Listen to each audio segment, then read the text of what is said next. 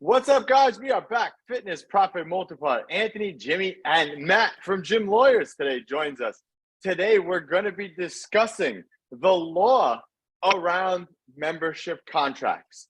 Now, I know some of you don't have membership contracts, but hopefully after today, you guys will get that on track. We're going to talk everything about membership contracts and what you need to look for, the do's and don'ts, and all that other stuff. So I have contracts. Matt actually looked at my contracts. He did my contracts. It was a big relief off my shoulders when he took care of it, because I always in the back of my mind, like, is this right? I don't know, because you kind of Google it and you slap one together and you're like, I don't know. Am I really protected here? And the worst would be whenever I signed up like a lawyer, I'm always like, oh my God, they're going to read it and they're going to know it's like slapped together.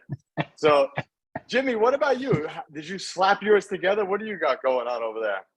I mean, like most gym owners, you probably take some rendition of a membership contract from the Gold's Gym that you worked at and mold it to your likings, and then hopefully nobody challenges you on it, So that's probably where most gym owners are. That's the stuff that keeps me up at night. But I'd love to hear what Matt's got to say about what's going on with contracts, because I need to learn, and so do other gym owners that are listening to this. So.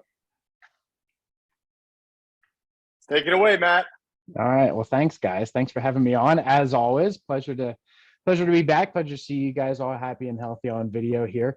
Still getting used to watching Anthony walk while he talks. I'm sorry, I gotta say, you kind of look like you're like in like an intro video or something, like you're walking up to the podcast, you're like ready to talk. But anyway, so membership contracts, why are they so important? There's sort of three primary reasons that I usually tell a gym owner that they need a membership contract. But the big, overarching reason why we need written contracts, period, in gyms is to make sure that we put our members on notice of what to expect as a member of the gym. Because the more we can put our members on notice, the more that we can set those expectations, especially in writing up front, the less problems we run into down the road. So the reason that we use membership contracts is to set those expectations so that we avoid breach of contract claims. And those would primarily pop up, let's say, in an instance where you get a client that comes in and you sign them up for some sort of automatically recurring membership at $200 a month, and 6 months go by and the member's never shown up, and you've tried reaching out to them, you've tried contacting them, they either completely ghost you or they give you the, yeah, I'm going to show up. Yeah, I know, I'm going to show up. And they never do. And then six months passes and they get a hold of you and say, hey, cancel my membership. And since I never actually used it, can I get all my money back? And you look at it and you're like, that's like $1,200. I don't have that cash sitting around. Nor do I really want to give it back to you. So you say no, and they end up suing you for it. Or they do a chargeback to the credit card, which is a whole nother topic, but you're surefire going to lose a chargeback if you haven't set these expectations in writing first. Okay. But anyway, let's go into three things that you need in a membership contract at the very least. One is the renewal, cancellation, and hold terms of your payments. And so what I mean by that is, let's say Jimmy comes into my gym and he wants to sign up for a monthly membership. Okay, is it a 1 month membership? Is it a every 4-week membership? Do I charge bi-weekly? Do I charge again on the first of every month so that everybody gets prorated to the first? Or do I charge again on the anniversary date of when they sign the agreement? So if he comes in and signs up on the 10th, he's going to be billed on the 10th of every month. These need to be set out in writing so that the member knows and knows what to expect as far as when you're going to touch their money, basically. Along with that, you've got to put the cancellation policy in there. This is one that if you don't have a membership contract, or for a lot of gyms that even do still have membership contracts, they'll know this is the one that's going to cause the most issues outside of anything else that we'll talk about involving membership contracts. This is going to be the big one because you're taking automatic recurring payments from a member every month. You're touching their bank account, their debit card, their credit card, whatever it is, every month. And at some point, God forbid, they don't want to come to your gym anymore. And you need very clear steps, very clear outline of, okay, you don't want to come anymore. This is how you turn off those automatic payments. And I talk to gyms all the time that say, well, I want a 30-day notice of cancellation, or I tried to enforce my 15-day notice of cancellation, and the member got pissed off and didn't want to pay for it. I say, that's great. Where did they sign in writing that says you can charge them again after they give you a notice of cancellation? And they don't have anything. So you can't enforce something that you didn't put in writing that the member didn't acknowledge agreeing to. And so then the third portion of that is, again, when we're touching people's money, this first prong that has to be in there is, what if they need to hold or freeze a membership payment? Under what circumstances will you allow that? What if they're going on vacation for 2 weeks? What if they're, they tweak a knee and they just want to take a couple of weeks off to allow the knee to stop hurting?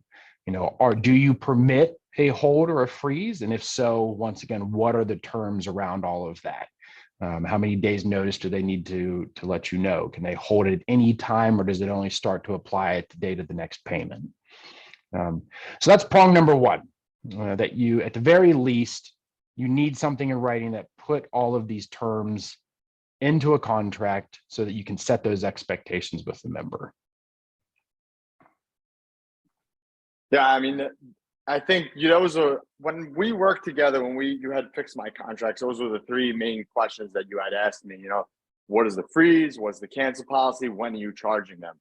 And it's just something that I always had in my contract, but I think the language that you have to put in there surrounding that is really, really important as well. So what's the second prong? I'm excited to kind of get into the second one. Yeah, sure. So the second prong is what we call the EFT disclosure, or the electronic funds transfer disclosure. And this is becoming more and more prevalent for the need and to be in membership contracts, the more that ACH transactions become popular as a way to pay for gym memberships. So when I started my gym, a decade ago, we took cash and check payments each month, and because we didn't want to pay the fees, right, to process a credit card or a debit card. So we just took those things, and we didn't really, we took cash, we took check, and we didn't really worry about it. And as we grew, I really got tired of chasing everybody down for their payments every month. So we eventually decided to get one of the client management softwares that are out there. There's more now than there were back then, and decided to start paying a fee in order to set up automatic payments. And at that time, it was still important that we put everybody on notice that we're going to take payments from them through a membership contract, but ACH transactions just weren't even a thing at that point. Nobody really, I don't even remember hearing about ACH transactions being used for membership contracts until, I don't know, maybe COVID time. What about you guys? How do you guys do ACH, and how long have you been doing it at your gyms? I wish I could switch everybody to ACH because it's so much cheaper with the fees, but some people just freak out with putting their bank information on the file. That's what I've seen, but it's definitely so much cheaper for us. How long have you been doing it? I would say, probably since COVID is when it was really became a thing. Yeah. I mean, it's been available in there for a while, but you just never really think about it. So, it was available to us before then, but people. You know what it is? I'm sorry, Jimmy. Sorry, Jimmy, to cut you off. I'm from a sales point of view, it's almost like a barrier for some people. People are very inclined to use their credit card or debit card for everything. So when you ask them for a bank account, they're like, my bank account, they raises red flags to them, I feel. So I feel like they're less reluctant to do that. The only way really around that is if you charge a credit card fee and just tell them hey, we charge a credit card fee. It's 3% of whatever. But if you put it on auto debit from your bank account, it's 1% or whatever. That's the only way I could see it being. People like, all right, I'll do that. Yeah. It also becomes a barrier to even that in the process becomes a barrier because it's harder for them to pay on it. The only way that we found ACH to work is if they start with a credit card and then later on in their membership, you give them an incentive to switch back over to a bank account because they know, like, and trust you at that point, and they're not like worried about their credit card anymore or worried about their bank being linked to it. But man, if I could have everybody on ACH, save me a lot of money, man. I could hire another employee and let everybody on there. Yeah, and you know, for anybody who's listening who, for whatever reason, this is new to them, you know, the whole point of an ACH transaction is you take the money straight out of somebody's check account and you don't pay any fees on it, or you know, maybe you pay minimal fees, but I'm not aware that you do. I believe that you know, there's no fees typically in those transactions. So you know, I remember at the time that ACH became popular, I was talking with my business mentor at the time, and we basically ran a calculation and figured out that I could save, like, I don't know, $3,000 a year or something like that in credit card transactions. And I was like, oh, wow. Okay. Yeah. but like you, Jimmy, you know, and you guys are saying it's really hard to convince a member up front at the time of sale. I think it's awkward. It's hard enough to be like, hey, can you pull out your credit card and give me your credit card information right now, let alone to say, can you give me your bank account information right now? But a lot easier if you wait the 90 days until they, you know, like, trust you and they look like they're making it past that initial 90-day hump, and then go back to them and say, by the way, I can save you a little bit or whatever, you transfer over to ACH. But anyway, I'm not here to give Jim management advice. So the point is, you know, the more that ACH transactions become more and more popular, the more we have to be concerned about Electronic Funds Transfer Act disclosures. And this is a federal act that basically says, and a lot more federal terminology, but basically says, if you're going to take people's money on a regular recurring basis and you don't want to receive permission from that person every time you're going to take an automatic payment, then you have to put a disclosure in their contract that they are acknowledging and giving you permission to basically take their money on a regular basis. And that's what the EFT disclosure does. And so now there's a bit of a debate as to whether or not, you know, let's start. If you are taking ACH transactions, then you have to have an EFT disclosure. There's some debate about whether or not those also apply to credit cards and debit cards. Are those technically electronic fund transfers? Yes, they are. But whether or not, I think it's Regulation Z, I think is the area where you find it in federal statute. Whether or not that applies to credit cards and debit cards is a debate.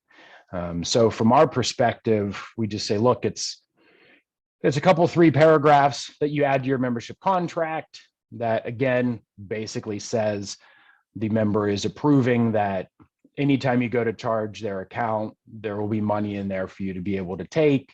You don't have to get their authorization to take regular recurring payments.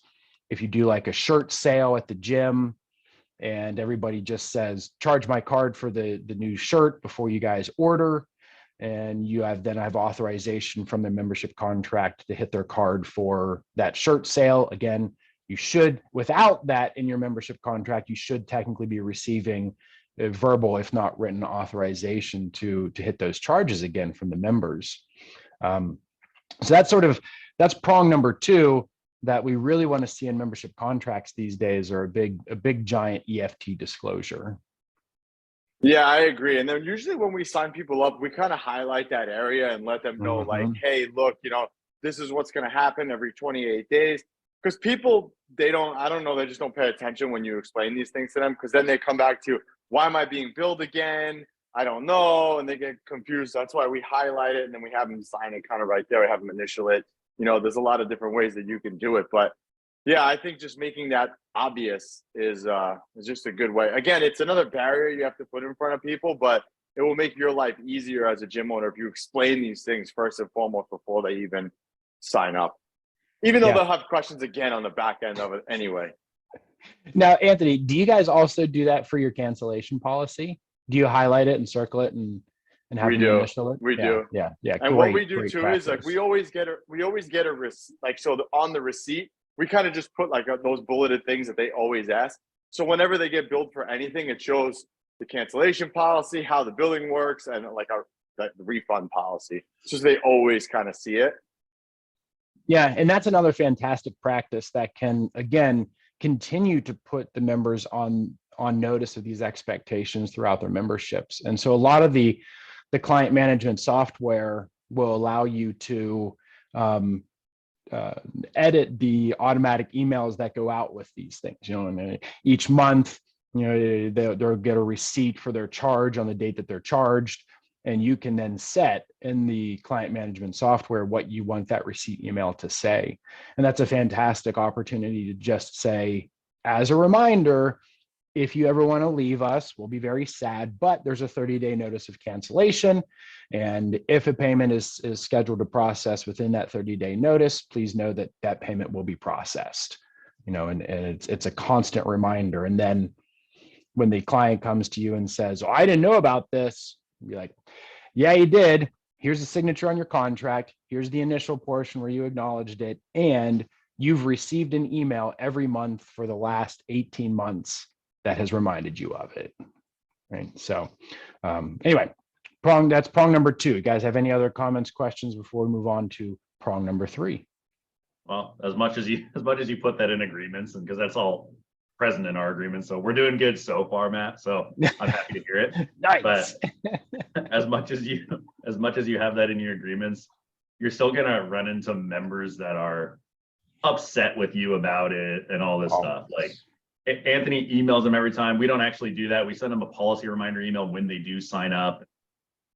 When they do freeze, we remind them of the policies when they freeze their membership and all this kind of stuff. But you're still gonna get members that you say, well, it's 30 days notice, so you have one more bill, and they get kind of salty with you and kind of upset and all this stuff. So you're never going to quite get around the member being upset, but stick to it if you have a 30-day policy, because it allows you to have that extra fund that comes in that could fund the acquisition of the member to replace the one that's leaving. So that's why it's so important to have this 30-day policy. Just for cash flow and how you're going to acquire new members. Even though some members get disgruntled about it, don't delete it, just keep it in there, because it makes a big difference long term. Well, the thing is too, and I want to get into this after he goes through the third prong, because what happens most of the time is then you hit their card anyway, and then they call a chargeback. So I want to talk about chargebacks at the end, so I don't want to jump ahead here. But no, I love avoiding the chargeback conversation. I'm not avoiding it. I'm ready for it. I'm ready to have that conversation. But Matt, let's go into prong number 3. Yeah. So, all right. So just a quick review. Prong number 1 is making sure all of your payment, cancellation, hold, renewal, all those terms are spelled out. Number 2 is making sure that you have a disclosure in there for electronic funds transfer, and that it includes permission. Prong number 3 is combing through and making sure that your membership contract, while in writing, also has any state statute requirements for disclosures within that contract. So both of you, New York and Washington, both have state statutes. In Pennsylvania, it's called a Health Club Act. Different states call them different things. I think North Carolina calls it the prepaid entertainment law. I forget what New York or Washington calls theirs. I'd have to usually just Google Health Club Act in that state and they pop up. But the point here is 9 times out of 10, if the state has a statute that's governing gym contracts, then that statute is going to require the gym, 1, to put a contract in writing, and 2, to put verbatim language from the statute into the contract, putting the member on notice, typically of further cancellation requirements. Okay, and this will usually come in one of 4, if not all 4 different areas. It could expand beyond that. Some of them do, but you're almost guaranteed to see these 4. The first one is what's called a buyer's remorse clause. And that usually has to go at the very end of the contract, directly above the signature line, that will say generally something to the effect of, if the member decides within 3 days of signing the membership contract that they no longer want to go through with it, then they are to notify the gym, usually via mail, that they want to cancel, and the gym must issue a refund to the fullest extent, no questions asked, unless services have started within that 3-day period. Okay, so this comes into play. If one of you comes into my gym and I sign you up on a let's say a private training schedule, so I'm going to charge you for a number of sessions. It's going to be an upfront cost of $750 a month. You're going to pay that. You're going to set it to pay, but we're not going to get our first session scheduled to next week. So tonight at midnight, I'm going to charge a card for $750. Within 3 days, if you decide, no, I have buyer's remorse, didn't really want to do that, but the power of Matt's selling tactics convinced me to do it, you guys can get a hold of me and say, I don't want to do it anymore, and I have to give you back all that $750. A lot of gyms try to say, if we're going to do that, like we'll wish a partial refund, or we'll take out our fees and costs, make up some sort of processing fee to put their name and information in Wodify, something like that. And a lot of states don't allow you to do that. So that's the big one that almost every state has, is some sort of buyer's remorse clause. Outside of that, a lot of the other disclosures that we will see will say things like, if the member becomes permanently disabled or dies while they're a member, you have to let them cancel their membership contract, which to me, seems like an obvious thing, but the state still says you got to put the member on notice of this. Another one would be if the health club closes or moves certain mileage away from its current location. If it moves like 5 or 10 miles from its current location, you have to give the members an opportunity to cancel. And the third most popular one is if the member themselves moves X amount of miles away from the facility that where their current location is. Some states have it 10. I think I saw one the other day that was 25 miles. It ranges all over the place. But these are disclosures and cancellation options outside of that 30-day or 15-day notice that we've already been talking about. So, a quick example here is Anthony's a member of my gym, and I have a 30-day notice of cancellation that's in writing. He's well aware of it, but he decides he's moving away, and he comes to me 3 days before his next payment and says, hey, Matt, I need to cancel my membership. I'm moving.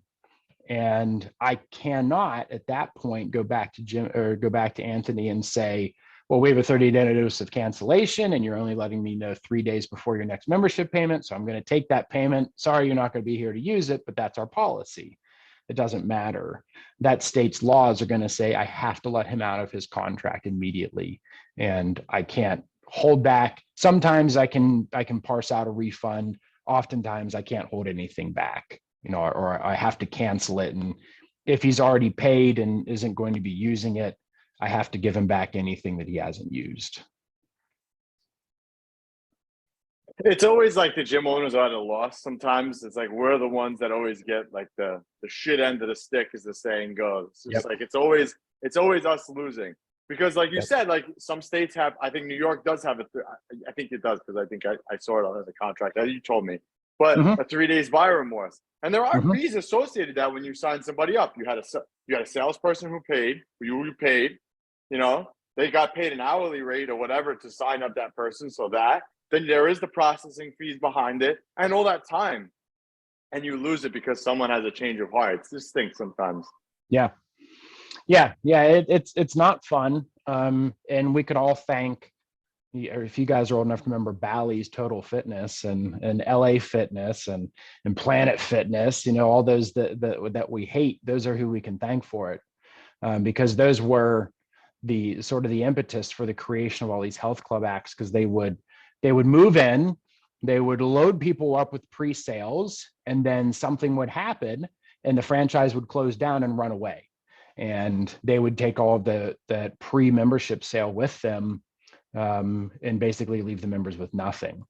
And so you get like the LA Fitness and their impossible cancellation policies, locking people into these things and just absolutely not letting them out of the contracts. And so states started to really enforce this stuff, and it really trickles down to us, and it hurts us, the ones who can't really afford all of this stuff, but that's who we can thank for it. All right, so are we ready to talk about chargebacks? Because you just kind of brought it up. So, nice segue, Anthony. Yeah, exactly. I mean, you lined it up perfectly. Well, I am mind blown because, like you said, like LA Fitness and all these other companies, they have like these ironclad documents. And how is it that they don't get chargebacks? Because I get chargebacks sometimes, and I lose every single time, no matter how much information I send them, I lose. I think I won once, and I wanted to go out and celebrate and have a party. But it's crazy how we lose, and like you have corporations like that I don't know if they win. When I worked at a Gold's Gym, they used to send people to collections. Yep. And that okay. So let's kind of walk our line here, and I promise you, I will not avoid the chargeback question. I'll get that. But so first and foremost, we have to understand, and Jimmy kind of walked this line a little bit earlier, we have to understand that no contract that you ever sign or you ever create as a gym owner is going to be absolutely ironclad and bulletproof and be able to prevent you from ever being sued or anything like that ever. It's not going to happen. Somebody along the line is going to sue you, and they can sue you for any reason. Doesn't mean it's legitimate, but they can still sue you. And I'll get this question from gym owners a lot, because they'll say, well, what's the point of even having a membership contract if I can't beat a chargeback? And again, that's why I specify, especially at the beginning of this, is we don't do this in order to prevent something from ever happening. We do it to set expectations. And 9 times out of 10, when you put a 15-day notice requirement, when we put a 30-day notice requirement into your membership contract, most of your members are going to be, dare I say, good people, and they're going to follow the terms of the contract that they signed. And you're going to have that 1 or 2 person a year, maybe every 6 months, who's going to fight it, and it's not worth the 1-star review on Google. You just let it go. But 9 times out of 10, they're going to listen to what it is that they signed. Okay, so we move then into chargebacks. Going into a chargeback, understand that it is not in the credit card company's interest to side with you, the gym owner. Quite unfortunately, it's just not. They're there to make money, and the only way that they really make money is for the people, the clients, who you're charging. You're paying a fee to the credit card company, or the individual doesn't pay their credit card bill, and they get interest slapped on top of their credit cards, and then they eventually pay it, and that's how the credit card company makes money. So it's not in the credit card's financial interest to give you or side with you on the chargebacks. They're going to fight that as much as they possibly can. You are surefire going to lose if you don't have a membership contract and you don't have a proper membership contract. All right. So at least, as you've said, Anthony, because you had a membership contract in the past, you've at least won one. That's great. Pat yourself on the back. Go drink a beer or whatever you want. Okay. That's very good. But we have to anticipate that if there's a chargeback, we're going to get all of our evidence together. We're going to send it over there, and we're likely going to lose. Okay. And that's just the nature of it. There are client management softwares out there that are now starting to go to bat for the gym owners. And I don't necessarily want to name drop if you guys don't want me to on the podcast. I get that. Go ahead. Okay. Wodify is one that is going to bat right now, or they've started a program where they will be the middleman between the gym owner and the client. And so the client issues a chargeback through Wodify, and Wodify then goes to the gym owner and says, you have 30 days, or I forget the timeline, to basically provide us all of the proof that you have that this gym member agreed to pay this fee. And if you provide sufficient truth or proof, and Modify doesn't hide what they want, you provide them a membership contract that shows that the member signed it, Modify will side with you and will honor that charge, and they won't take it back from you. So there are membership contract or membership management software companies out there that are starting to side with the gym owners. However, it's just you need to arm yourself as much as possible. Now, to go back against, well, why is in LA Fitness and everybody else seeing this? And the reason is simple. They are moving people into collections. They're going after people. Okay. And it's not worth our time and effort to do that because it can be so costly. I charge you $185 for a monthly membership. You charge back against me for $185. Well, if I go to my local magistrate and try to pursue you, that's going to cost me $150 to $200 just to file that case, right? Maybe if I win, I'll get my money back. But now I've got to take time out of my day to go to the magistrate's office. I got to pay somebody else to cover my clients if that was during a class that I was supposed to be coaching. The costs for us to go after $185, it isn't worth it.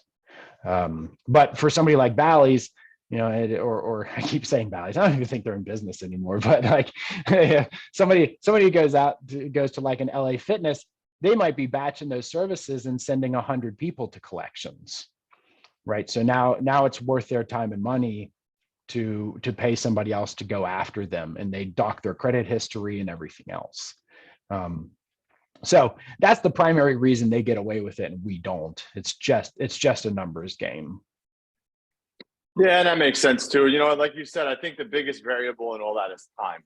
Like, yeah, it sucks to get a charge back. It sucks to have a client like fight you, but you said two things. One, the time obviously to set all these things up to fight them. Like, even if you want to dispute a chargeback, you have to go back, you have to collect all this evidence, you have to submit it. It takes time, it takes brain power.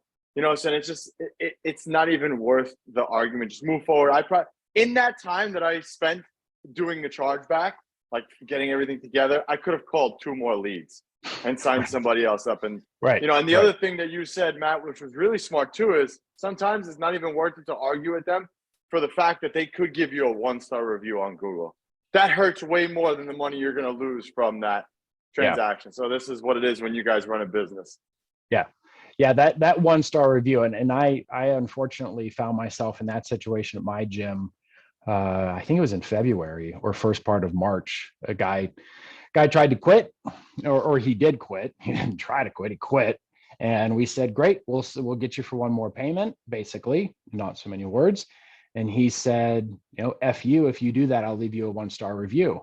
And it's like, come on, dude! Like, you signed a contract, So here, you guys can steal this business idea. I have this business idea for a website. Do you know what Glass is? It what's the website called? Is it Glassdoor that employees can go on and like leave reviews about their employers and stuff like that? So I think we should start a website that is directed toward gym owners who's like Glassdoor for members. You can go on there and you can leave member reviews on Glassdoor and like put the names of people on there who don't honor their contracts, so that other gyms in the area who these guys ultimately go to sign up, they can go on this service and see, oh yeah, this guy doesn't honor his contract. But anyway, I just in my frustration over these instances, that was an idea that popped into my head. Open up a gym, they say. It'll be fun. Turn that passion you have into a hobby. Exactly. Matt, anything else that we need to cover on the membership contract? Anything we missed, left out? No, I think we covered just about everything that I typically talk with gym members about. You need something in writing, and that is the most important thing. And I will say one other thing, and is just don't assume that because you've been using a membership contract all these years, that it's okay. Okay. And, you know, I have to have that conversation with established gym owners a lot. Is I get that you've been using the same documents, we'll say, for the last 3 years, or, you know, oh, I bought into a gym and I'm just using the membership contract that they use. They never had any problems with it. That's great. That doesn't mean there's not a potential problem that is existing there. So always good to just get something reviewed. And Matt, just out of curiosity, before we hop off here and I let you say goodbye to everybody, just out of curiosity, if there was anyone listening to this who was like an online trainer, is it the same kind of thing? Like, is there? I'm sure it's probably totally different. Oh yeah, that's actually a really good question, Anthony. Thanks for bringing that up.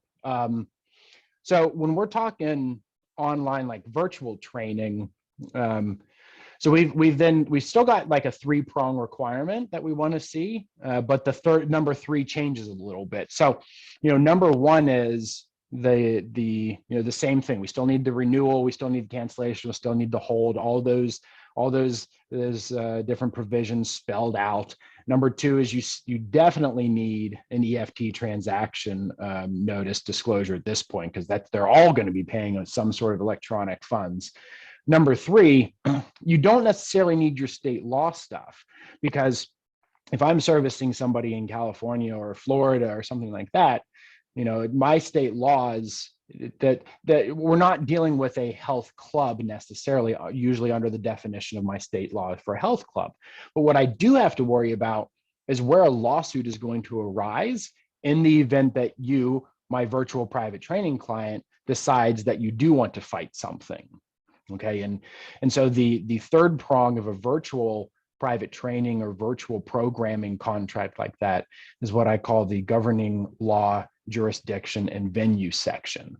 And this basically says, if you go and you pull out like your cell phone contract, or you go and if you're a CrossFit affiliate, you pull out your CrossFit affiliation contract, you know, any of that, you'll see toward the end, it will say things like, you know, all lawsuits must be brought in Colorado, or all lawsuits must be brought in Delaware, you know, something like that. You need that same kind of provision in your contract if you're basically going to be servicing people across the United States.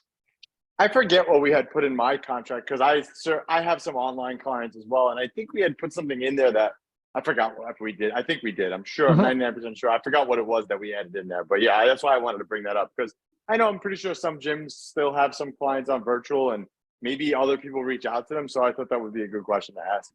Yeah. Yours likely says the state and county. So it would be whatever county. I forget what county you're in New York. That's what it would say. Got it. All right, Matt, tell everybody where they can find you and how they can get your help. Yeah, thanks, guys. So easiest thing to do is just go to gymlawyers.com. That's GYM, like a gymnasium, and lawyers is plural. So gymlawyers.com. I don't hide on there. We've got calls to action all over the website. If you go to the contacts on the website, that's my cell number that's listed there. You're welcome to text me. You can email me directly. You can try cold calling me. You know, if I'm not on the phone with somebody else, I'll pick up. But, but you know, like everybody else, you know, you don't usually pick up cold calls anymore. So starting with text is usually the best way to go about it. We're on Instagram at Gym_lawyers_PLLC. And try to put a bunch of helpful stuff out there each week. But best way to just go to the website, fill out a form. Yeah, guys, you can subscribe to his email list too. I always get Matt's emails, and they're very, very informative. Thanks, so it's always good to, it's always good to read, and just, you never know. It's always good to kind of check that stuff out. But guys, you know what to do. All the links will be in the description, and we'll catch you guys on the next one. See ya.